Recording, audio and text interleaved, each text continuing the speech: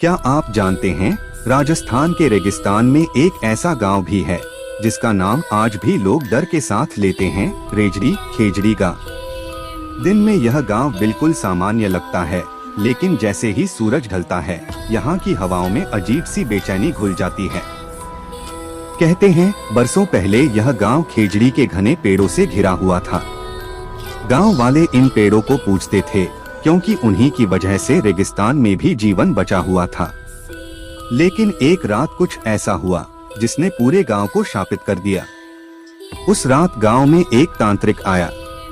उसने दावा किया कि खेजड़ी के नीचे दबी कोई पुरानी शक्ति है, जिसे जगाकर वह अमर हो सकता है।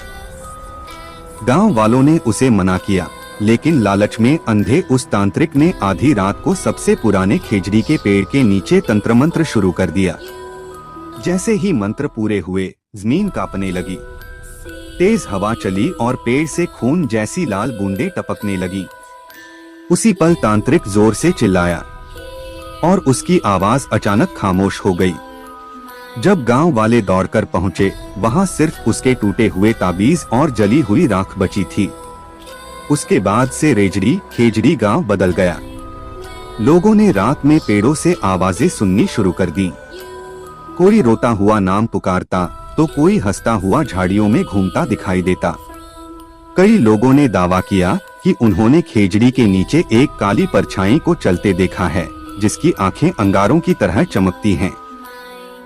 धीरे धीरे लोग गांव छोड़कर जाने लगे। जो रुके वे कहते हैं कि रात के 12 बजे खेजड़ी के पत्ते बिना हवा के हिलने लगते हैं और जमीन से धीमी फुसफुसाहट सुनाई देती है। यह जमीन हमारी है। आज भी रेजड़ी खेजड़ी गांव लगभग उजाड़ पड़ा है। दिन में पक्षी भी वहां ज्यादा देर नहीं रुकते, और जो कोई रात में वहां रुकने की कोशिश करता है, वह सुबह या तो बीमार मिल है या फिर कभी मिलता ही नहीं। स्थानीय लोग बस इतना ही कहते हैं, खेजड़ी की जड़ों में अभी भी कुछ जिंदा है और वह जागने का इंतजार कर रहा है। तो अगली बार अगर कोई आपसे पूछे, क्या आप रेजड़ी खेजड़ी गांव के बारे में जानते हैं, तो याद रखना, हर सवाल का जवाब ढूंढना जरूरी नहीं होता।